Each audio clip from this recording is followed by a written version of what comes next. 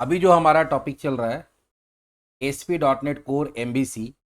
और इसमें बहुत सारे बच्चों का डिमांड आ रहा था कि sir role based access control के बारे में भी वीडियोस बनाइए।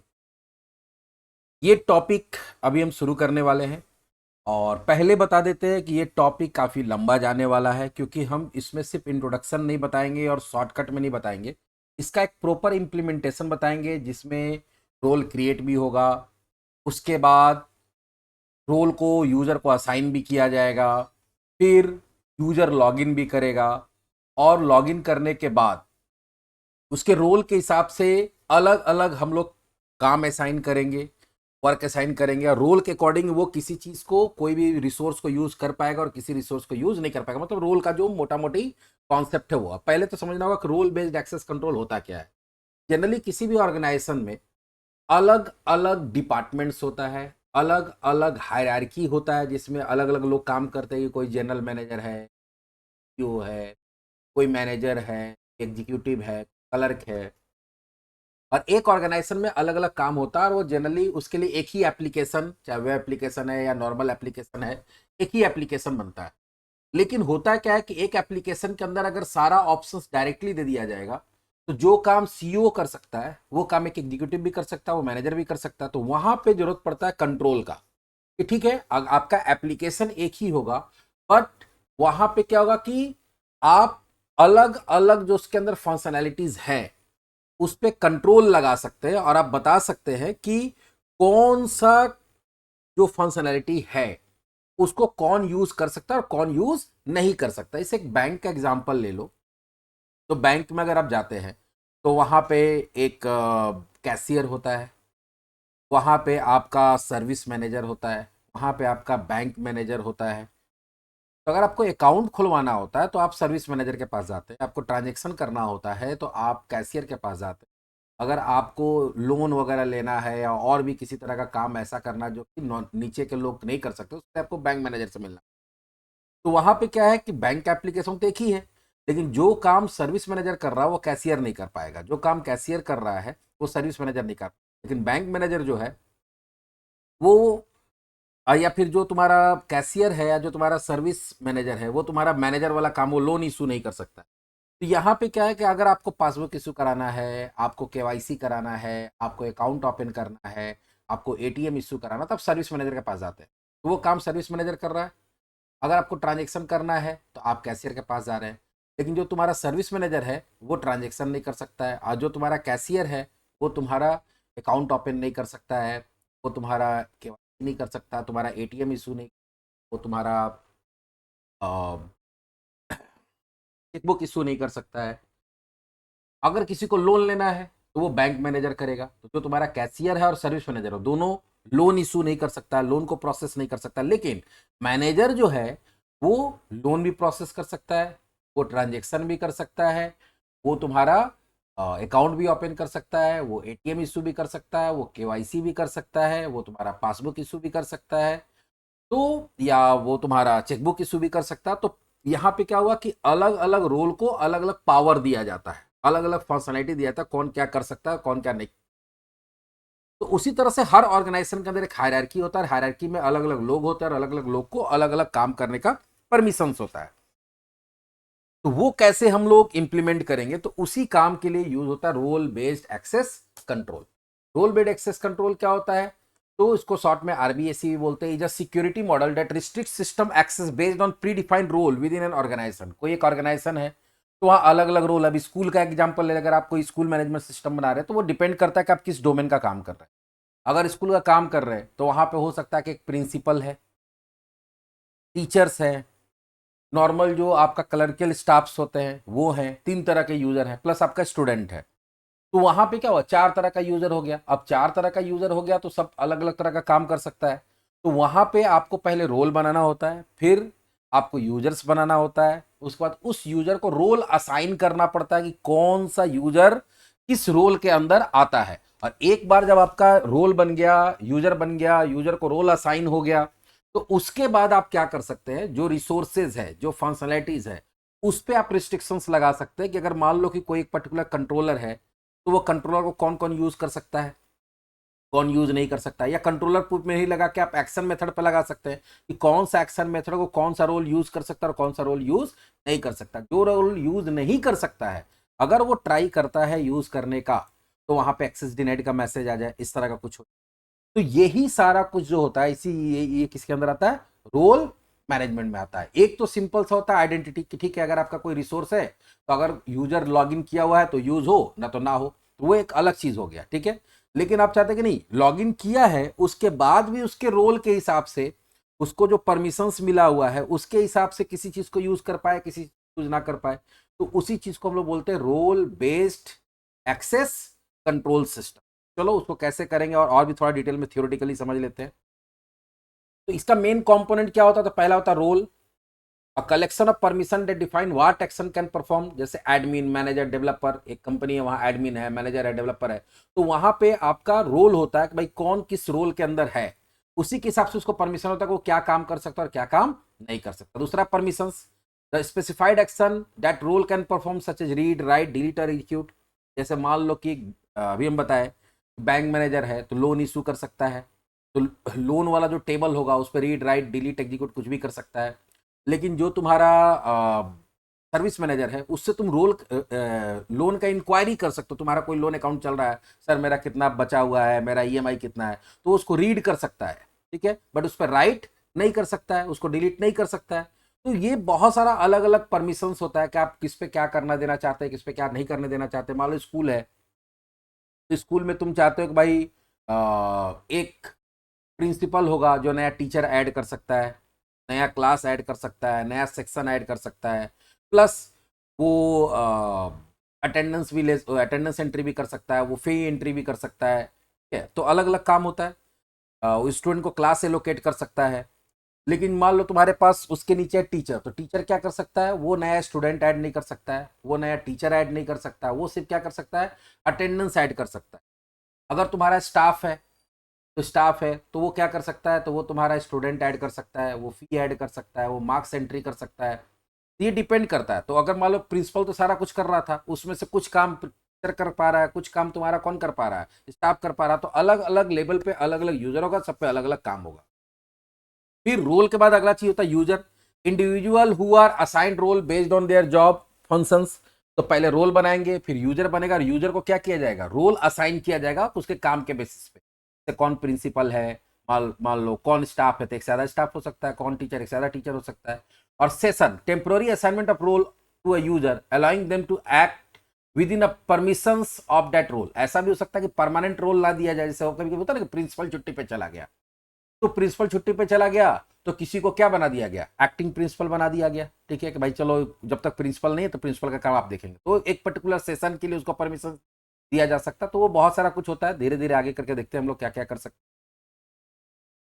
अब इसमें होता है क्या, कैसे इसको कैसे ये काम करता है, तो पहले आपको डिफाइन रोल, पहले तो आपको रोल बनाना होता है, उसके बाद असाइन परमिशन टू रोल, फिर रोल को परमिशन देना पड़ता है कि उस रोल का आदमी क्या क्या काम कर सकता है। अब फिर उस रोल को असाइन किस पे कर देना पड़ता है, यूजर पे। तो पहले रोल बनेगा, रोल को परमिशन दिया जाएगा, और परमिशन किस पे अप्लाई कर दिया जाएगा, यूजर पे। तो जिस यूजर को जो रोल अप्लाई किया जाएगा उस रोल पे जो परमिशन उसको मिला हुआ है वो सारे जगह वो काम कर सकता है, जो परमिशन नहीं मिला हुआ वो काम नहीं कर सकता है। जैसे एग्जाम्पल दिया हुआ है कि जैसे कोई एक पर्टिकुलर टेबल है, तो एडमिन है तो वो क्या कर सकता है, वो क्रिएट कर सकता है, रीड कर सकता है, अपडेट कर सकता है। कोई एक टेबल है उस पर ये सारा काम कर सकता है। जैसे ये मिल सकता है आईटी मैनेजर को, सिक्योरिटी हेड को। फिर मैनेजर है वो सिर्फ रीड अपडेट कर सकता है, वो क्रिएट और डिलीट नहीं कर सकता है, ठीक है, जैसे डिपार्टमेंट हेड हो गया। फिर डेवलपर है वो रीड राइट कर सकता है, ठीक है, अपडेट नहीं कर सकता है, वो सॉफ्टवेयर इंजीनियर हो गया। और गेस्ट सिर्फ रीड कर सकता है, जैसे विजिटर जो आ रहा है वो सिर्फ देख सकता है, लेकिन उसमें ऐड नहीं कर सकता, उसमें राइट नहीं कर सकता, अपडेट नहीं। तो देखो यहाँ पे अलग अलग रोल को अलग अलग परमिशंस दिया गया। अब जो भी यूजर उसके अंदर रजिस्टर होगा उस रजिस्टर को इसमें से चारों में से कोई एक रोल दे दिया जाएगा, और जैसा रोल दिया जाएगा उसके हिसाब से वो काम कर सकता है। नीड क्या है, तो access control and security, ensure user only access what they need, reducing security risk.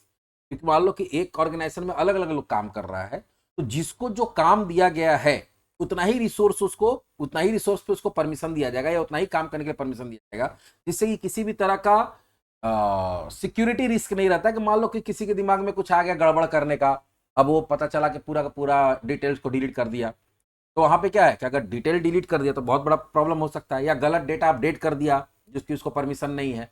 तो सिक्योरिटी डेटा हो गया या किसी भी तरह का काम हो रहा है, जैसे मान लो बैंक ही है, अब मान लो कि लोन इशू करने का बैंक मैनेजर को परमिशन है, तो सिंगल आदमी लोन इशू कर रहा है, अब मान लो नीचे वाले लोग को दे दिया गया, पता चला कि क्या हुआ कि किसी से कुछ पैसा वैसा खा के और वो एलिजिबल नहीं था, उसको लोन इशू कर दिया, तो फिर उसका रिस्क कौन लेगा? तो यहाँ पे क्या होगा कि भाई मैनेजर को दिया गया इसलिए भाई कि नहीं, वो पूरा छानबीन करेगा, वो हेड ऑफ द ब्रांच होता है, तो उसके ऊपर रिस्पॉन्सिबिलिटी होता है, तो वो सोच समझ के, अरे प्लस वो उतने बड़े पोस्ट पे है तो उसके पास नॉलेज भी है कि हमको क्या चेक करना, नहीं करना, कैसे करना। मान लो कि एक प्यून को परमिशन दे दिया जाए लोन इशू करने के लिए, तो उसको थोड़ी समझ में आ रहा है कि क्या क्या चीज़ चेक करना है, क्या क्या डॉक्यूमेंट चेक करना है, कैसे उसका सिविल चेक करना है। तो एक ये भी होता है कि भाई अलग अलग जो पोस्ट होता है उसके हिसाब से उसका ट्रेनिंग होता है, उसके पास नॉलेज होता है, तो वहाँ पे किसी भी तरह का गड़बड़ होने का चांसेस कम होता है। Plus simplification efficiency, make managing permission easier by assigning role instead of individual permission. पहले क्या होता था, जब रोल का सिस्टम नहीं था तो हर यूजर को हर काम के लिए अलग अलग क्या देना पड़ता था, परमिशन देना पड़ता था, जो काफी ज्यादा कॉम्प्लेक्स बनाता था प्रोसेस को। अब क्या है कि रोल बनाए, रोल को परमिशन दिए, अब रोल जिस पे अप्लाई कर दिए उस पर उसको सारा परमिशन मिल गया। नेक्स्ट है कंप्लायंस एंड ऑडिटिंग। कोई भी ऑर्गेनाइजेशन आज के डेट में है तो जिस भी कंट्री के अंदर काम कर रहा है या जिस भी डोमेन में काम कर रहा है उसके लिए कुछ रूल्स एंड रेगुलेशंस होता है। तो आज के डेट में क्या है कि ये हर ऑर्गेनाइजेशन के अंदर कुछ कंप्लायंस होता है जिसको उसको फुलफिल करना पड़ता है, रूल्स होता है, रेगुलेशंस होता है, इसको फुलफिल करना पड़ता है। तो उसमें ये बहुत इंपॉर्टेंट है कि अगर आप कोई सॉफ्टवेयर बनवा रहे हैं कहीं पे, ठीक है, और आपका ऑर्गेनाइजेशन किसी पर्टिकुलर डोमेन में है, तो वहां जो रूल्स रेगुलेशन उस डोमेन के लिए है उसको आपको फुलफिल करना ही करना पड़ेगा। जैसे मान लो कि आज के डेट में कोई ई कॉमर्स वेबसाइट बना रहा है, उसमें रिटर्न पॉलिसी रखना है, वो गवर्नमेंट का रूल है। आप रिटर्न ऐसा नहीं कर सकते कि रिटर्न पॉलिसी नहीं है, तो वो गवर्नमेंट का रूल है, आपको रखना ही रखना है, क्योंकि अगर किसी को सामान पसंद नहीं आएगा तो रिटर्न करेगा ना, तो वो आपको रखना ही रखना है। तो वैसे ही अगर कोई आप सॉफ्टवेयर बना रहे हैं तो वहां पे जो सिक्योरिटी या रेगुलेटरी रिक्वायरमेंट होता है किसी भी तरह का, किसी भी ऑर्गेनाइजेशन के अंदर, उसके पॉलिसी को इंप्लीमेंट करने के लिए ये चीज जरूरी होता है। Plus list privilege principle prevent user from having excessive permission, minimise the risk of security breaches. वही सिंपल बात है, जो यूजर होगा उसको जितना काम दिया गया है उतना ही उसको परमिशन दिया जाएगा, ज्यादा परमिशन नहीं दिया जाएगा, जिससे कि सिक्योरिटी लैप्स होने का चांसेस कम होता है। Scalability, easier to manage access for grow number of users and system. अगर आपके पास यूजर्स बहुत ज्यादा है तो वहां पे क्या होता है कि सब यूजर सब काम कर पाएगा तो उसको मैनेज करना मुश्किल है। तो अगर आप के पास यूजर्स ज्यादा है और हर यूजर को आप चाह रहे हैं कि अलग अलग परमिशन दे तो बहुत मुश्किल है। लेकिन अगर हम रोल के बेसिस पे देते, एक रोल में मान लो सैकड़ों क्या हो सकता है, यूजर हो सकता है, हजारों यूजर हो सकता है, तो एक बार रोल में जो परमिशन दिया गया वो रोल जिस यूजर को असाइन है सब जगह वो रोल मिल जाएगा। अगर कोई रोल किसी से कोई परमिशन किसी रोल से छीन लिया गया, ले लिया गया, तो जितना भी यूजर उस रोल में आता है आसानी से क्या होता है, उससे वो परमिशन छीन लिया जाता है। तो यहाँ पे क्या है कि बड़े पैमाने पे अगर यूजर है तो वहां पे उसको मैनेज करना बहुत ईजी हो जाता है। ये सब थ्योरेटिकल पार्ट है, सिंपल सा है। जैसे यहाँ एक एडमिन होगा तो कभी भी आपका एप्लीकेशन बनेगा, एक रोल और एक यूजर तो बनता ही बनता है, जिसको हम लोग सीड करेंगे, जो अभी दिखाएंगे भी। और इससे पहले वाला जो वीडियो है हमारा उसमें हम बताए भी हैं कि कैसे हम लोग मिडिलवेयर के थ्रू कोई रोल को या कोई यूजर को सीड कर सकते हैं। तो एक सीड करेंगे और बाकी फिर आपका एडमिन जो होगा वो और भी रोल बना सकता है या और भी यूजर बना सकता है, तो देखेंगे। Admin assign users to appropriate role. Admin जो है बहुत सारा अलग अलग यूजर होगा, उसको अलग अलग रोल असाइन करेगा। जैसे मान लो कि एक यूजर है तो ये काम कर सकता है, ये काम कर सकता है, ये काम नहीं कर सकता है। ये यूजर है इसको और इसको कर सकता है लेकिन ये वाला काम नहीं कर पा रहा है। ये एक्चुअली प्रोसेस है। ये यूजर जो ये दोनों काम कर रहा है ये नहीं कर पा रहा, तो सबको अलग अलग रोल मिलेगा, रोल के हिसाब से अलग अलग काम कर सकता है। चलो इसको इंप्लीमेंट कैसे करते हैं वो देखते हैं। इसको इंप्लीमेंट करने के लिए अभी हम लोग पहले देख लेते हैं कि क्या क्या चीज करने वाले हैं। तो हम लोग यहाँ इसको इंप्लीमेंट करने के लिए सबसे पहले समझ लीजिए कि क्या करेंगे। पहले एक नॉर्मल वेब एप्लीकेशन बनाएंगे। वेब एप्लीकेशन बनाने के बाद हम लोग वो प्रोसेस करेंगे जिससे कि हमारा क्या होगा, एक एडमिन और एक यूजर ऑटोमेटिक क्रिएट हो जाए। और वो जो यूजर क्रिएट होगा उसको एडमिन रोल होगा, क्योंकि फिर वही आगे जाके बाकी रोल बनाएगा, बाकी यूजर बनाएगा, रोल को असाइन करेगा और उसी के बेसिस पे काम होगा। तो पहला काम है हमारा एक वेब एप्लीकेशन बनाना और उसके अंदर वो कोड लिखना, बेसिक कोड लिखना, जिससे कि एक यूजर हमारा ऑटोमेटिक बन जाए और एक रोल हमारा ऑटोमेटिक बन जाए और वो रोल हमारा उस यूजर को ऑटोमेटिक क्या हो जाए, असाइन हो जाए, जो कि हम लोग पिछला वीडियो में भी देखे। तो चलो एक प्रोजेक्ट बनाते हैं।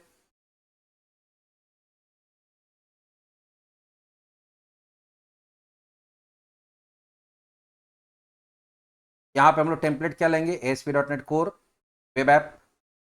Next, role based auth demo, नाम कुछ भी दे सकते हैं। नेक्स्ट, इसमें सारा कोड हम लोग मैनुअल करने वाले हैं, क्योंकि कोड देखो स्कैफोल्ड करने से आप सीखेंगे नहीं। आपको अगर सीखना है तो कोड को मैनुअली करना पड़ेगा। मैनुअली कोड करके सीखिए, बाद में आपके पास इसके फोल्डिंग का ऑप्शन है, बहुत सारा चीज आप इसके फोल्ड कर सकते हैं, सिर्फ इसको एडिट करना होगा तो वो बात का बात है, लेकिन सीखना है तो आपको कोड लिखना पड़ेगा।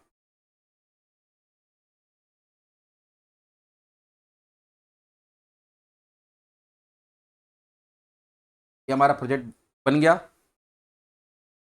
प्रोजेक्ट बनने के बाद अब आगे बढ़ते हैं हम लोग। पहला काम होता है कुछ बेसिक कॉन्फ़िगरेशन, जैसे कनेक्शन स्ट्रिंग को सेट करना। चलो पहले कनेक्शन करते हैं।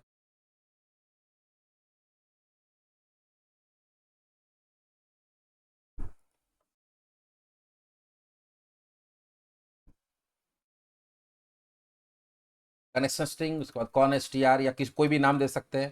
पहले क्या देना होता है, सर्वर इक्वल्स टू, यहाँ से सर्वर का नेम ले लेंगे हम लोग।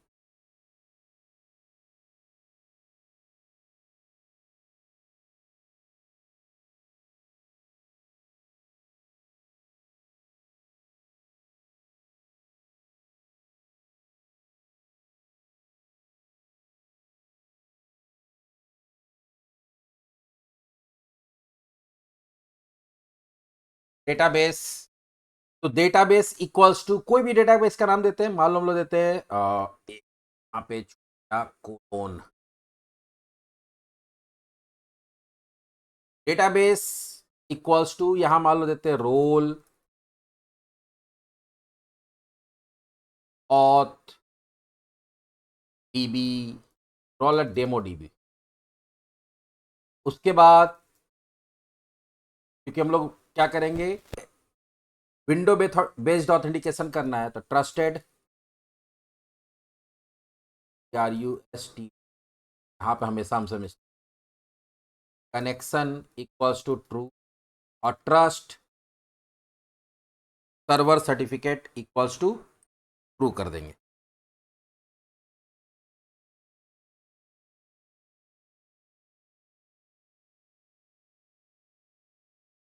लास्ट में सेमी कोलोन और यहाँ पे सेमी। पहला काम हो गया। दूसरा काम जो है वो हम लोग को क्या करना है, वो हम लोग को करना है, तो ये हमारा देखो कनेक्शन स्ट्रिंग हो गया। दूसरा होता है कुछ न्यूगेट पैकेज को हम लोग को इंस्टॉल करना पड़ता है, तो चलो tools, NuGet package manager, manage NuGet package for solution,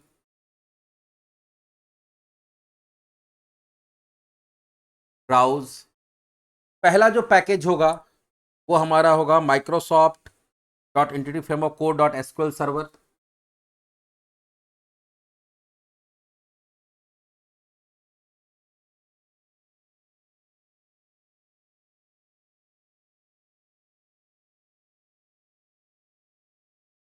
ये package,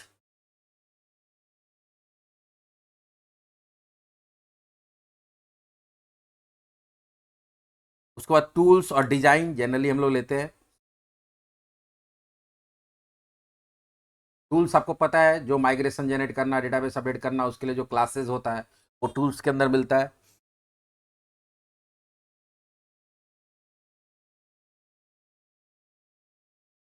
Microsoft dot entity framework code dot tools.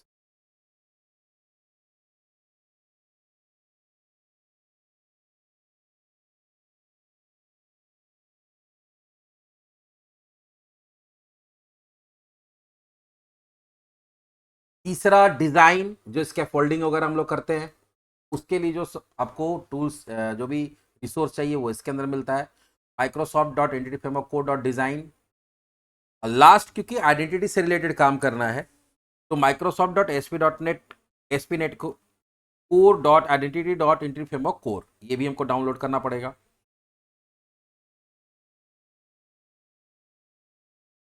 हो जाएगा identity, Microsoft S P NET core dot identity dot entity framework core.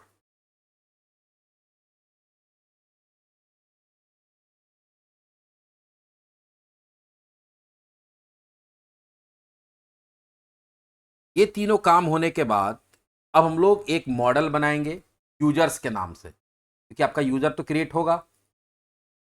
तो मॉडल फोल्डर के अंदर एक users के नाम से मॉडल ऐड करेंगे हम लोग।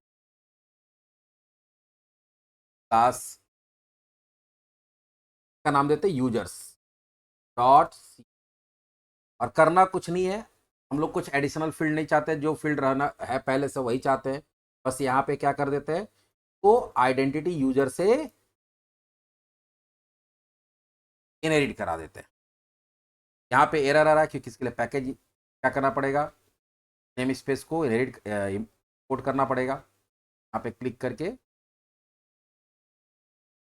एंटिटी मिस्टेक IDNT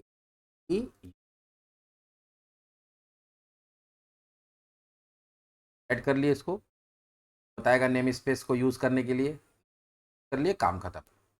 दूसरा, एक डीबी कॉन्टेक्स्ट बनाना पड़ता है क्योंकि आपको डेटाबेस से काम करना है, कनेक्टिविटी करना है। तो राइट क्लिक, एक फोल्डर ऐड कर लेंगे डेटा के नाम से प्रोजेक्ट के अंदर, और राइट क्लिक, ऐड क्लास, नाम देंगे ऐप की, नाम कुछ भी दे सकते हैं लेकिन जनरली यही रहता है क्योंकि आइडेंटिटी से रिलेटेड काम कर रहे हैं, इसलिए इसको इनहेरिट करा लेंगे आइडेंटिटी डीबी कॉन्टेक्स्ट। इसका एक कंस्ट्रक्टर बनेगा पब्लिक ऐप डीबी कॉन्टेक्स्ट, और ये क्या करता है, डीबी कॉन्टेक्स्ट ऑप्शन का एक ऑप्शन लेता है, डीबी कॉन्टेक्स्ट ऑप्शंस का ऑप्शन, और वही हम लोग क्या करते हैं, बेस क्लास के कंस्ट्रक्टर में वो ऑप्शंस को पास करते हैं। ये भी काम हो गया। तीसरा काम जो हमारा है वो है, और हाँ एक चीज हम लोग और कर सकते हैं इसके अंदर, क्योंकि आगे जाके हम लोग को रोल वगैरह क्रिएट करना पड़ेगा। रोल अगर क्रिएट करना है तो हम लोग को क्या करना पड़ेगा, उसका डीबी सेट बनाना पड़ेगा, पब्लिक डीबी सेट,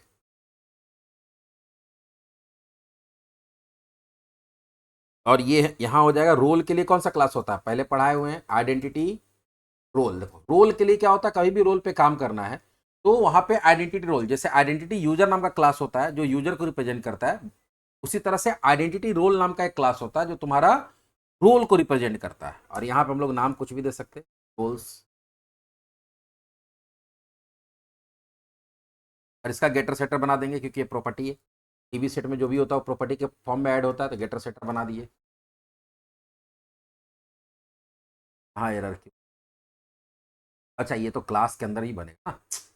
अरे यार अंडर हो रहा था, ये भी हो गया। नेक्स्ट अगला काम क्या है, प्रोग्राम डॉट सी एस को क्या करना, कन्फिगर करना। प्रोग्राम डॉट सी एस को कैसे कन्फिगर करेंगे, यहां पे सेमीकोलन नहीं होगा, हटा दिए। वहां पे क्या क्या कन्फिगर करना पड़ता है, तो यहां पे पहले तो जो बेसिक कन्फिग्रेशन होता है, जैसे आप यूज करना चाहते हैं क्या, ऑथेंटिकेशन ऑथराइजेशन, तो आपको पहला काम करना पड़ेगा builder dot services dot add authorization, क्योंकि यहाँ पे ऑथराइजेशन का काम होगा, ऑथराइज किया जाएगा यूजर को, रोल को, कि कौन क्या काम कर सकता है। आगे जाके सेशन का जरूरत पड़ सकता है, जब आप लॉगिन करते हैं तो उसमें तो सेशन यूज होता है, सेशन में सारा इंफॉर्मेशन आपका यूजर का स्टोर होता है, इसलिए सेशन करना होगा। तीसरा, जो हमारा टीबी कॉन्टेस्ट का जो हम लोग यहाँ पे से क्या करते हैं, टीबी कॉन्टेस्ट को यहाँ से इनिशलाइज करते हैं, जिसको इंजेक्शन बोलते हैं, इंजेक्ट करेंगे हर कंट्रोलर के अंदर, जहाँ पे भी जरूरत पड़ेगा वहाँ पे।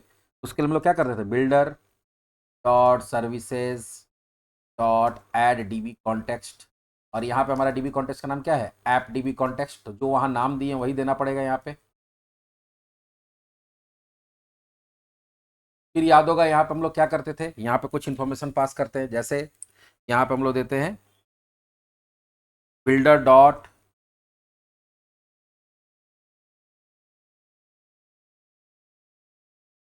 पहले देंगे ऑप्शंस, लैम्डा एक्सप्रेशन यूज करेंगे, options dot use SQL server,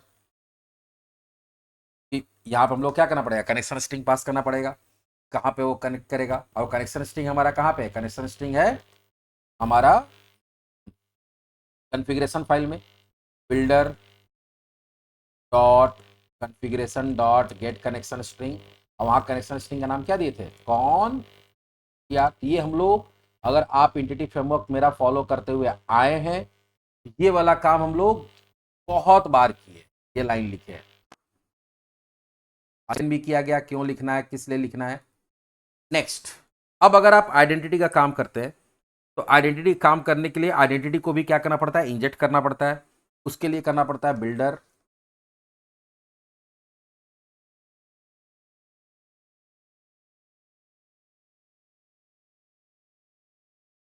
services dot add identity. और आइडेंटिटी में यहां पे दो चीज हम लोग को इंजेक्ट करना पड़ता है। एक, जो यूजर का मॉडल है, तो यूजर के लिए तो यूजर्स नाम से मॉडल बनाए हुए हैं, और दूसरा आइडेंटिटी यूजर, आइडेंटिटी रोल, क्योंकि रोल भी हमको यूज करना पड़ेगा, आइडेंटिटी रोल। ये दोनों में एरर आ रहा है क्योंकि इसका नेम स्पेस को हम लोग यूज नहीं किए हैं, के लिए को भी यूज कर लिए, ऐड करके यहाँ पे टिक, यहाँ पे देखो एक ये ऐड हो गया और एक ऐड हो गया। अब इसके अंदर कुछ ऑप्शंस पास करना पड़ता है, तो चलो देखते हैं क्या करना है। आइडेंटिटी रोल डॉट, फिर आपको यहाँ पे देना पड़ता है ऐड एंटिटी फ्रेमवर्क स्टोर, और इसके अंदर भी आपको ऐप डीबी कॉन्टेक्स्ट पास करना पड़ता है, डॉट डिफॉल्ट टोकन प्रोवाइडर। ये एक लाइन और ऐड करना पड़ता है जब भी आपको एंटिटी फ्रेमवर्क यूज करना, और अगर हाँ इसमें अगर पासवर्ड पॉलिसी वगैरह लगाना है तो फिर ऑप्शंस वगैरह भी पास करना पड़ता है। तभी हम लोग पासवर्ड पॉलिसी वगैरह काम नहीं कर रहे हैं। अगर आपको पासवर्ड पॉलिसी वगैरह के बारे में जानना है तो पीछे यहाँ पे आइडेंटिटी का टॉपिक्स है, प्लेलिस्ट में आप जाके चेक कर सकते हैं, वहां पर उसको डिटेल में समझाया हुआ। ये हमारा बेसिक यहाँ पे काम हुआ। कुछ काम हमको नीचे करना पड़ता है जब हमारा बिल्ड हो जाता है तब, जैसे अगर आप सेशन के लिए वहां पे बोले हैं ऐप डॉट यूज सेशन, और ऐप डॉट यूज ऑथराइजेशन तो किया ही हुआ है, तो हम लोग कुछ नहीं करना वहां पे। अब एक काम और करना पड़ेगा आपको, जो होता है हमारा सीड करना। हम अभी बताए थे कि आपको क्या करना है कि जैसे ही आपका एप्लीकेशन रन करेगा तो वहां पे एक रोल और एक आपका एक रोल और एक यूजर ऑटोमेटिक बन जाना चाहिए, जो तुम्हारा सुपर एडमिन बोल सकते हो, एडमिन बोल सकते हो, जो बाकी रोल और बाकी यूजर बनाएगा। तो उसके लिए जस्ट इस वीडियो के पहले वाले वीडियो में पूरा डिटेल में समझाया हुआ है। हम यहाँ पे वही कोड, सेम कोड लिखेंगे, ठीक है, लेकिन इसका एक्सप्लेनेशन हम अभी नहीं देंगे, क्योंकि या जहां तक हो पाएगा थोड़ा बहुत बता देंगे, लेकिन डिटेल में नहीं दे पाएंगे क्योंकि और वीडियो बड़ा हो जाएगा। और इसके लिए ऑलरेडी हम एक इसके पहले वीडियो बना चुके हैं। इसका पहला वाला वीडियो जाके आप लोग देख सकते हैं कि वहां पे क्या हम कर रहे हैं। तो चलिए, यहाँ पे हम लोग क्या करेंगे कि यहाँ पे हम लोग कर रहे हैं create scope for access service, create scope. यहाँ पे आपको क्या करना पड़ेगा, यूजिंग एक स्कोप बनाना पड़ेगा, var scope equals to app dot services dot create scope. ये क्या करेगा, आपका एक स्कोप क्रिएट करेगा, जिस स्कोप का यूज करके आप बहुत सारा कोड को मिडिलवेयर से ही रन करा सकते हैं, जो हम लोग जनरली कंट्रोलर वगैरह के अंदर रन कराते हैं। अब इसके अंदर आपको क्या करना पड़ेगा, एक सर्विस बनाना पड़ेगा जो कि ये सारा काम करेगा। तो var services equals to scope dot service provider. एक सर्विस प्रोवाइडर से सर्विस बना लिए जो हमारा सारा काम करेगा आगे जाके। यहाँ पे क्योंकि एक्सेप्शन वगैरह आ सकता है इसलिए ट्राई कैच देंगे। ये किस तरह का एक्सेप्शन, कोई भी एक्सेप्शन करेगा अगर उसको हैंडल करना चाहते हो तो हम लोग क्या करते हैं, EX दे दिए, यहाँ पे सिंपल एक मैसेज देते हैं ताकि हम लोग को पता चल जाए क्या एक्सेप्शन आ रहा है, console dot right line EX dot message. ये हमारा एक्सेप्शन हैंडल हो गया। अब सारा काम हम लोग को इसी के अंदर करना, क्या क्या करना है। तो पहला काम हम लोग को ये करना है कि एक जो रोल बनाने के लिए आपको रोल मैनेजर का जरूरत पड़ता है और यूजर बनाने के लिए यूजर मैनेजर का जरूरत पड़ता है। तो दोनों का ऑब्जेक्ट क्रिएट करना पड़ेगा। कैसे ऑब्जेक्ट, किसके थ्रू करेंगे, सर्विस के थ्रू। तो वेयर रोल मैनेजर, रोल को मैनेज करने के लिए रोल मैनेजर के लिए होता है तो services dot gate required service, और यहां पे हम लोग दे देंगे क्या, गेट रिक्वायर्ड सर्विसेज, यहां पे होगा रोल मैनेजर। हम लोग कौन सा सर्विस चाहिए, रोल मैनेजर का। रोल मैनेजर किस मॉडल पे काम करेगा, तो हम बताए थे कि रोल के लिए जो मॉडल होता है, जो बना बनाया मॉडल है, वो है आइडेंटिटी रोल, जिसको हम लोग को बनाने का जरूरत नहीं है। ये हमारा क्या हो गया, रोल मैनेजर बन गया, जिससे हम लोग को रोल क्रिएट करेंगे, ठीक है। और एक यूजर क्रिएट करने के लिए यूजर मैनेजर, इससे यूजर क्रिएट होगा। सर्विसेज सेम चीज यूज करेंगे, डॉट गेट रिक्वायर्ड सर्विसेज, और यहां पे क्या हो जाएगा, यहां पे हो जाएगा यूजर मैनेजर। यूजर मैनेजर, और यूजर मैनेजर कौन से मॉडल पे काम कर रहा, तो उसके लिए हम लोग मॉडल बनाए हुए हैं यूजर्स नाम से। तो हमारे पास ये दोनों बन गया, कौन कौन सा, रोल मैनेजर भी और यूजर मैनेजर भी। अब इसके आगे हमको क्या करना है, हमको दो रोल बनाना या एक रोल बनाना, दो या एक जो भी, फिलहाल अभी हम लोग चाहते हैं कि चलो दो रोल कम से कम कोई भी ऑर्गेनाइजेशन के अंदर होता है, एक एडमिन और एक यूजर, तो हम लोग ये दोनों बना लेते हैं। तो इसके लिए पहले एक एरे बना लेते हैं, स्ट्रिंग AR इक्वल्स टू, पहला जो होगा वो होगा एडमिन,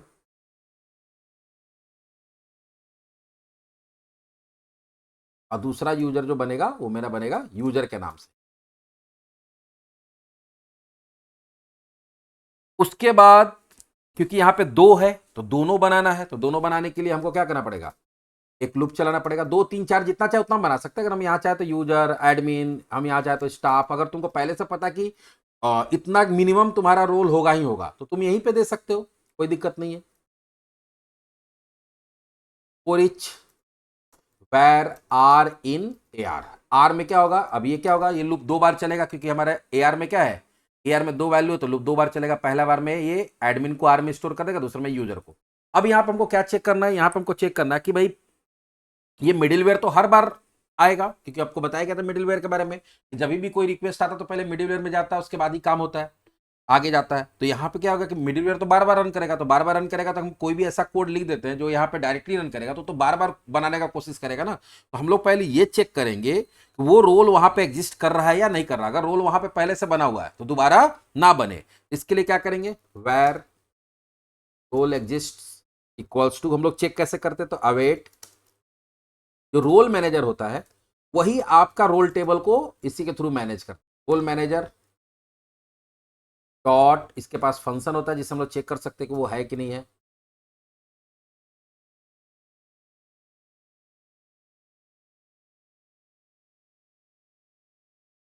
रोल मैनेजर से देखो यहाँ स्पेलिंग मिस्टेक हो गया, इसलिए दिख नहीं रहा भाई।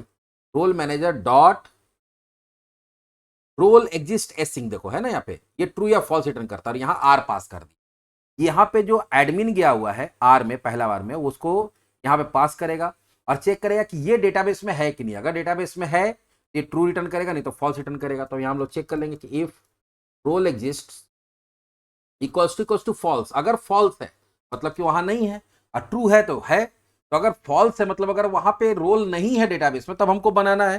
तो रोल कैसे बनाते हैं, तो बहुत इजी है। रोल बनाने के लिए रोल मैनेजर के पास एक फंक्शन होता है अवेट, ये सारा एसिंक्रोनस मोड में काम करता है। Role manager dot create async, और किस नाम से रोल बना दो, जो आर है। तो पहला बार जब लूप चलेगा ये क्या करेगा, अच्छा एक चीज यहाँ पे छूट, यहाँ पे ऐसा नहीं होगा, आर नहीं देना होगा। यहाँ पे हम लोग को बताए थे ना कि यहाँ पे मॉडल पास करना पड़ेगा, किसका, रोल का। रोल का मॉडल कौन होता है, आइडेंटिटी रोल। तो equals to new identity role दे दिए, और यहाँ पे क्या दे दिए, आर दे दिए। ये एक रोल का ऑब्जेक्ट बनाएगा, उसको ऐड कर देगा रोल मैनेजर में। रोल मैनेजर कहाँ भेज देगा, डेटाबेस में। तो पहला बार लूप चलेगा, चेक कर लेगा एडमिन नहीं है तो एडमिन बन जाएगा। दूसरे बार में यूजर आएगा, यूजर नहीं तो यूजर बन जाएगा। उसके बाद से इन फ्यूचर अगर आपका क्या होता है, दोबारा ये रन करता है, तो उस बार तो वहां मिल जाएगा। वहां मिलेगा तो क्या होगा, ये फॉल्स नहीं रहेगा तो बाहर चला जाएगा, तो आगे से नहीं बनेगा। तो ये कितना बार भी कोड रन होगा तो बनेगा एक ही बार, अगले बार से उसको मिल जाएगा तो नहीं बनेगा। अब हम बोले थे कि एक बार जब हमारा क्या बन गया, रोल बन गया, तो अब एक यूजर बनाना पड़ेगा। क्या बनाना पड़ेगा, यूजर। तो यूजर कैसे बनाएंगे, चलो देखते हैं।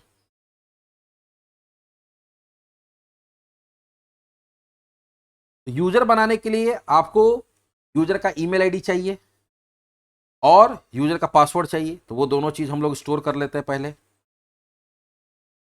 String user email equals to, suppose मान लो एडमिन है तो उसका कोई ना कोई ईमेल आईडी होगा। फिलहाल मान के चलते हैं कि admin@abc.com, abc.com नाम का आपका कोई वेबसाइट पे उसका बना हुआ है। और उसका password string password equals to कुछ भी देते, PASS@123, कैपिटल PASS@123।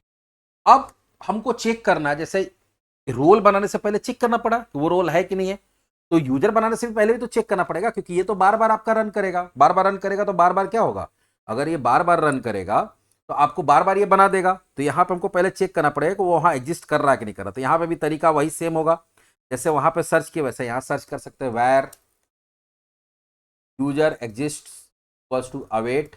अब रोल के लिए रोल मैनेजर होता है, यूजर के लिए यूजर मैनेजर होता है, जो अभी हम लोग बनाए यहाँ पे है ना यूजर मैनेजर। लेकिन यहाँ पे क्या होगा, क्योंकि ईमेल आईडी के बेसिस पे यूजर बन रहा है, यहाँ क्या होगा, फाइंड बाय ईमेल एसिंक, और यहाँ क्या दे दिए, यूजर का ईमेल दे। अब इसमें या तो ट्रू आएगा तो फॉल्स आएगा। अगर मान लो फॉल्स आ रहा है, इफ यूजर एग्जिस्ट, फॉल्स कब आएगा, जब वहां पे वो यूजर नहीं मिलेगा, इक्वल्स टू फॉल्स। अगर वहां यूजर नहीं मिलेगा तो यूजर बना देना है। तो यूजर बनाने के लिए क्या होगा, यूजर मैनेजर। अरे भाई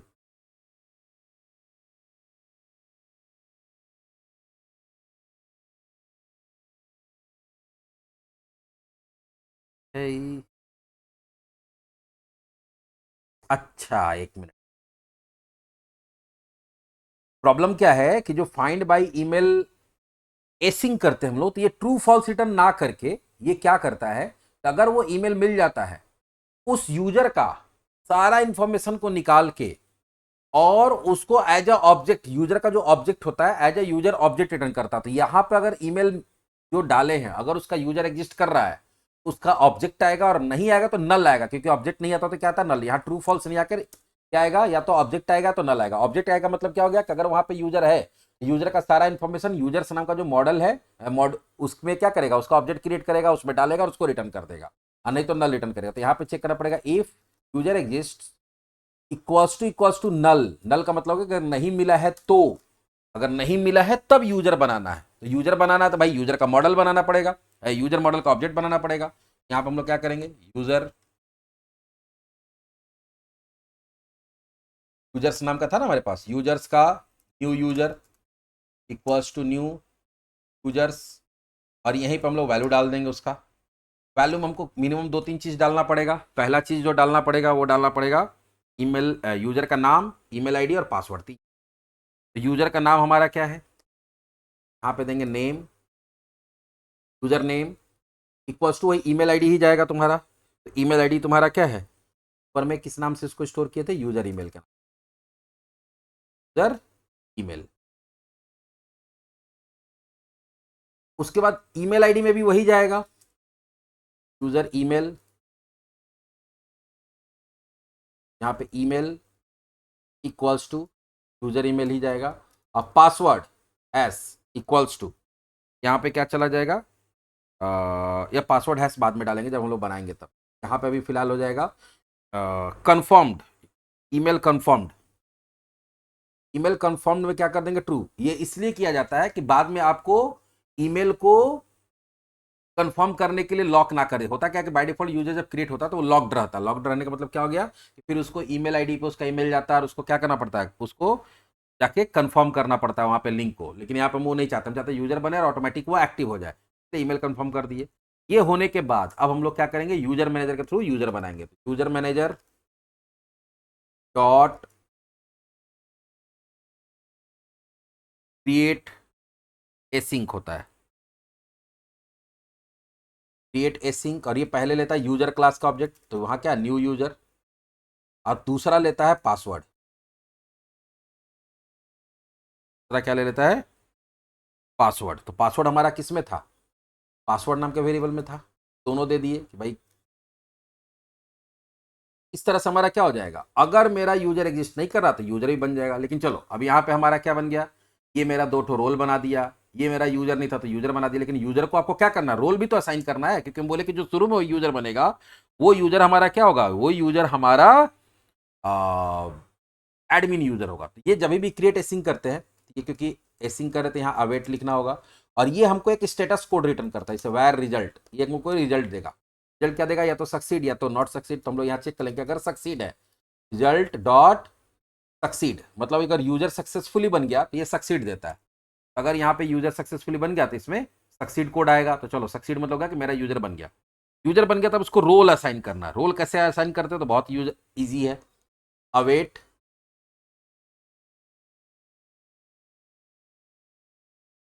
हो गया, अवेट, और यहां पे हम लोग देंगे user manager dot add to role async, add to role async. और इसको कौन सा रोल देना चाहते हैं, इसको हम लोग रोल देना चाहते हैं तुम्हारा एडमिन। लेकिन ये दो पैरामीटर लेता है। पहला, वो ऑब्जेक्ट लेगा जिसको लगा क्या करना है, जिसको जिस पे रोल लगाना। तो रोल किस पे लगाना, न्यू यूजर पे, जो हमारा न्यू यूजर बना है यहाँ पे, उससे यहाँ से सारा इसको इन्फॉर्मेशन मिल जाएगा। और इसको कौन सा रोल देना है, तो एडमिन था ऊपर में लो। ये जब पूरा रन कर जाएगा, तो जैसे ही रन करेगा आपका, पहली बार जब आप प्रोजेक्ट को रन कराएंगे तो ये सीड हो जाएगा। पहला बार अगर ये सीड, इसको सीडिंग बोलते हैं, तो पहला बार ये हो जाएगा तो इस कोड को हम हटा भी सकते हैं। आगे इसको डिप्लॉय करने से पहले क्या कर सकते हैं, हटा सकते हैं। डिप्लॉय कर दिए, हमारा पहला बन गया, तो फिर इसको हम लोग हटा सकते हैं। चलिए, ये हमारा ये भी काम हो गया। एक बार जब इतना काम हो गया, तो अगला काम क्या होगा, अगला काम हमारा ये होगा कि हम लोग माइग्रेशन बनाएंगे। माइग्रेशन को डेटाबेस में अपडेट करेंगे, और एक बार अपडेट करके देखेंगे कि हमारा डेटाबेस में रोल और डेटाबेस बना के नहीं बना, डेटाबेस बना तो उसमें रोल और यूजर बना के नहीं बना। पहला पार्ट में हमारा यही होगा। सेकेंड पार्ट में फिर हम लोग आगे देखेंगे। तो अब हमारा लास्ट फेज है इस पार्ट का। हम पहले बताया कि इसका 3-4 फेज, हम मेरा जहां तक अंदाज है कि 3 से 4 वीडियो होगा, तब जाके पूरा कंप्लीट होगा। और हम इसमें पूरा कोशिश करेंगे कि आपको एक जो प्रैक्टिकली जैसे इंप्लीमेंट होता है, ऐसा नहीं कि सिर्फ ऊपर पर बता दिए काम हो गया, प्रैक्टिकली जैसे इंप्लीमेंट होता है उस तरह से बताएंगे। एक छोटा मोटा मिनी प्रोजेक्ट भी बन जाएगा, जहां पे आपको समझ में आएगा कैसे रोल पे काम होता है। ये इसलिए हम पहले बताया कि इसमें पेशेंसली वही वीडियो को देखेगा जिसमें पेशेंस है पूरा वीडियो देखने का और इतना समय देने का। जो सीखना चाहता है उसको समय देना पड़ेगा। ऊपर ऊपर देखेंगे तो कॉन्सेप्ट क्लियर नहीं होगा। चलिए, नेक्स्ट हमारा काम क्या है, हम लोग पैकेज मैनेजर कंसोल ओपन करते हैं और यहां पे माइग्रेशन बना के उसको रन कराते हैं। ऐड माइग्रेशन, नाम देते हैं इनिशियल, पहला है।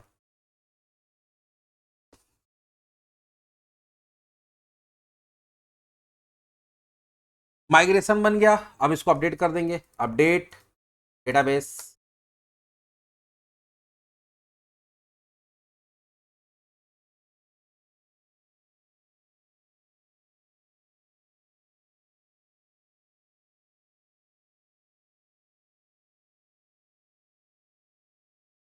अब एक बार हम लोग डेटाबेस को वेरीफाई करते हैं। डेटाबेस का नाम हम लोग क्या दिए थे, puram.cs को ओपन कर लेते हैं।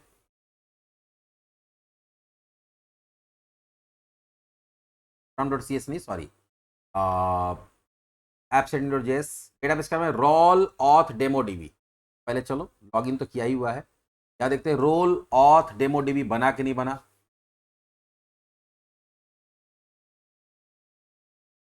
रोल ऑथ डीबी वो बन गया। इसमें टेबल बना कि नहीं बना, टेबल्स को एक्सपेंड करते हैं। और टेबल में कोई डेटा है कि नहीं है, यहाँ पे पहले ये देखते हैं रोल। रोल कहाँ रहता है, रोल आपको मिलेगा एसपी नेट रोल्स के अंदर।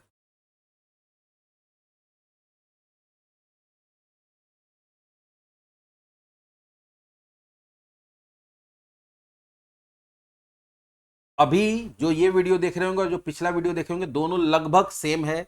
आपको लग रहा हो कि सर वही चीज दोबारा हम लोग को दिखा रहे हैं, लेकिन इसके बाद जो पार्ट आने वाला उसमें मजा आने वाला है। तो यहाँ पे देखो, रोल में कोई डेटा नहीं है, ठीक। यूजर का कहाँ डेटा रहता है, एएसपी नेट यूजर्स के अंदर। इसको भी देख लेते हैं कि इसके अंदर कोई यूजर है कि नहीं, कोई नहीं है। क्यों, क्योंकि यूजर बनाने का, रोल बनाने का काम किसमें बताया गया, puram.cs में। puram.cs क्या है, आपका मिडिलवेयर है। मिडिलवेयर कब काम करता है, जब हमारा एप्लीकेशन बिल्ड लोड होता है प्लस उसके पास कोई रिक्वेस्ट आता है। चलिए देखते हैं हम लोग, एक बार इसको रन कराएंगे। जैसे ही रन कराएंगे रन कराते के साथ ही मेरा मिडिलवेयर अपना काम करेगा। अब मिडिलवेयर अपना काम करेगा तो डेटाबेस में हमारा सारा जो डेटा था, जो रोल बनना था 2 और एक यूजर बनना था, वो बन के तैयार हो जाए। उसके बाद हम लोग चाहें तो puran.cs से वो डेटा को, वो जो रोल बनाने वाला जो कोड है उसको हटा सकते हैं। ये हमारा सक्सेसफुली खुल गया। यहाँ सीडिंग हो गया। सीडिंग हो गया मतलब क्या हो गया, चलो देखते हैं। वापस से रन कराते हैं। उड़ी बाबा,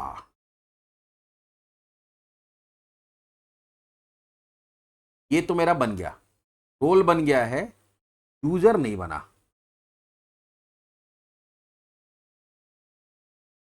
यूजर नहीं बना।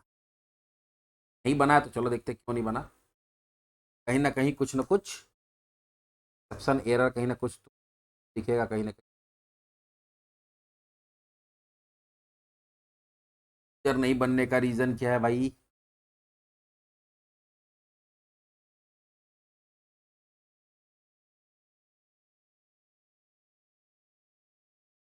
यहाँ पे हम लोग कुछ ब्रेक पॉइंट्स लगाते हैं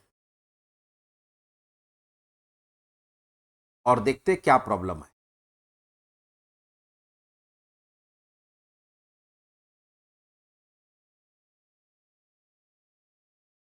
पर इसको बंद करते हैं, वापस से रन कराते हैं।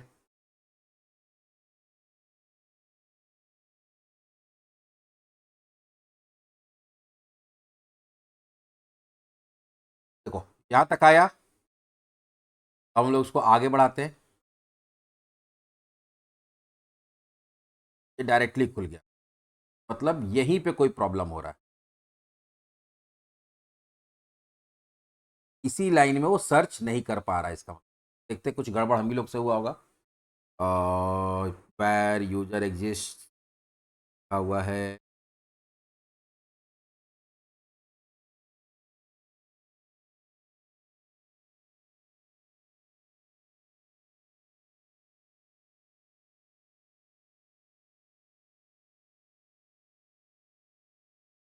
फाइंड बाय ईमेल, यहाँ पे यूजर एग्जिस्ट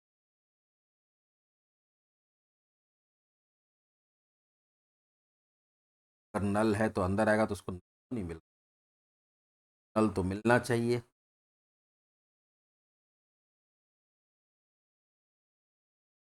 ठीक है, एक बार वापस से इसको फिर से रिबिल्ड कर।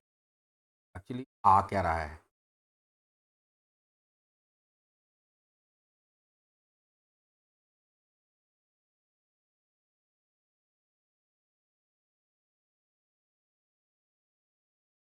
हम्म, नल आया है।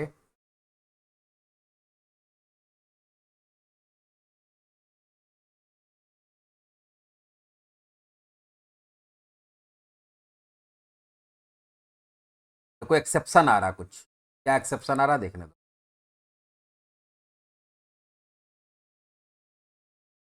Can not create a dB set for users because this type include in model for the, अच्छा, एक मिनट, एक minute.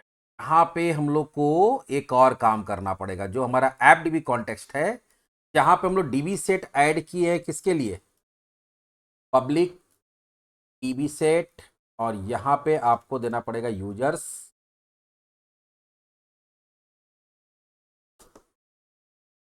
Users get set, users हमारा कहाँ पे है, मॉडल के अंदर। वापस से रन कराते हैं।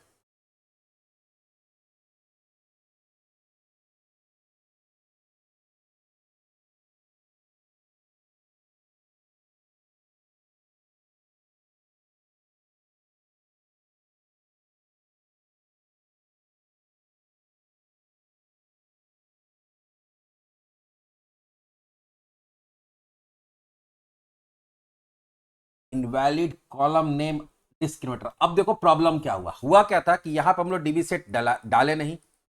जब यहाँ पे हम लोग डीबी सेट डाले नहीं, देखो छोटा छोटा चीज कैसे गड़बड़ होता है। डीबी सेट यहाँ डाले नहीं, नहीं डाले तो ये यूजर्स के हिसाब से ना बना के आइडेंटिटी यूजर के हिसाब से बना दिया टेबल। तो टेबल के अंदर अब देखोगे एक डिस्क्रिमिनेटर नाम का कॉलम होता है, वो इसके अंदर मिल नहीं रहा। तो बोलोगे सर अब क्या करें? कुछ नहीं करना है। ये प्रॉब्लम होने के बाद अब तो हम लोग ऑलरेडी यहाँ पे इसको ऐड कर दिए हैं, आपको वापस से पैकेज मैनेजर कंसोल खोलना है और एक नया माइग्रेशन बना के वापस से रन करा देना है। तो अभी जो रिसेंट वाला ऐप डीबी है उसके हिसाब से नया माइग्रेशन बनेगा, इसका नाम दे देते हैं सेकंड माइग्रेशन बन रहा है। इस तरह का कभी प्रॉब्लम हो तो अगर हम कुछ चेंजेस कर दिया डीबी कॉन्टेक्स्ट में तो फिर से माइग्रेशन ऐड करके और फिर से क्या करेंगे हम लोग, फिर से उसको अपडेट डेटाबेस कर। अब हमारा इस बार लगता है काम हो जाना चाहिए।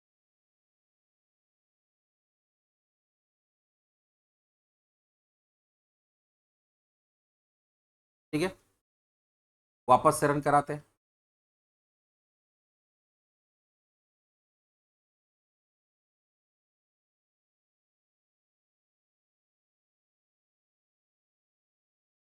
आया यहाँ पे, करते हैं। इस बार उसको मिल गया यूजर, ठीक है, यहाँ नल आ रहा है। अब इस बार यहाँ पे आया, कोई एक्सेप्शन नहीं आया इसलिए आया। पिछली बार यहीं पे एक्सेप्शन आ जा रहा था, तो एक्सेप्शन आने के बाद सीधे कहाँ चला जा रहा था, कैच में। अब यहाँ पे रन कराए, वहां से यूजर बना, यहाँ आया, अब एक एक लाइन करके रन कर रहा है। सक्सीड भी हो गया, देखो अंदर आया, यहाँ पे अब रोल असाइन हो रहा है, यहाँ पे क्लिक करते जा रहे हैं, ये रन कर गया। रन कर गया मतलब काम हो गया। अब हम लोग जितना भी ब्रेक पॉइंट लगाए हैं यहाँ से क्लिक कर करके सारे ब्रेक पॉइंट को हटा देते हैं और अब जाके डेटाबेस चेक करते हैं कि हमारा वहाँ बना या नहीं बना। तो छोटा छोटा चीज़ गड़बड़ होने से कितना चाहिए, लेकिन देखो कैसे डिबगिंग की है। डिबगिंग क्या हुआ कि हमको शक था कि एक्सेप्शन आ रहा है, हम यहाँ पे एक्सेप्शन में आके क्या किए, कैच में और यहाँ पे लगा दिए। और उसके बाद हम लोग क्या किए, जब यहाँ पे आ रहा था तो यहाँ पे माउस लगा के देख लिए क्या मैसेज आ रहा है। पहले बार तो बोला भाई कि डीबी सेट नहीं मिल रहा, तो डीबी सेट डाल दिए। डीबी सेट डाल दिए तो बोला कि वहाँ पे टेबल में कॉलम नहीं मिल रहा है, तो ठीक है कॉलम नहीं मिल रहा क्योंकि हम डीबी सेट डाले नहीं थे। तो उसके लिए क्या कर दिए, उसके लिए हम लोग वापस से एक नया माइग्रेशन बना के रन कर दिया, डेट टेबल मेरा अपडेट हो गया। अब आते हैं यहाँ पे और वापस इसको रन कराओ, कोई यूजर बन गया। यूजर ही नहीं बना, हम पिछले सेशन में बताए थे इस यूजर का आईडी देखो क्या है, 6B5, ठीक है, और इसको हम एडमिन बनाए हैं, एडमिन का क्या है 889। तो ये दोनों का जो एसोसिएशन होता है वो इसके अंदर होता है, रोल इसके अंदर रहता है, एएसपी.नेट रोल के अंदर। ये क्वेश्चन पूछा जाता है कि रोल किस टेबल के अंदर, रोल का डिटेल किस टेबल मिलेगा, यूजर का डिटेल किस टेबल मिलेगा, और रोल और इस यूजर को कौन सा रोल मिला उसका एसोसिएशन का इंफॉर्मेशन कहाँ रहता है, उसका एसोसिएशन का इंफॉर्मेशन रहता है एएसपी.नेट यूजर रोल्स के अंदर। ये छोटा छोटा चीज है जो इंटरव्यू में पूछा। देखो ये हो गया यूजर का आईडी, क्या बताया गया, रिलेशनशिप बना दिया गया यहाँ पे 6B5 और उसका क्या था 889 रोल आईडी। तो ये रोल किसको मिला हुआ, इसको मिला हुआ। इस रोल में और भी यूजर हो सकता है, आगे जब हम लोग देखेंगे तो देखेंगे। तो ये फिलहाल आज हमारा इस पर्टिकुलर वीडियो जो कि काफ़ी लंबा हो चुका है, फिर भी इतना पेशेंसली आप लोग देखे, अगर इसको बना रहे हैं तो बहुत बढ़िया बात है। तो ये हम लोग रोल का पहला पार्ट देखे हैं। नेक्स्ट पार्ट 1-2 दिन के अंदर आ जाएगा क्योंकि काफ़ी टाइम लगता है इसको बनाने में, टेस्ट करने में। सेकेंड पार्ट बहुत जल्दी आएगा। तो चलिए मिलते हैं इसका सेकेंड पार्ट में।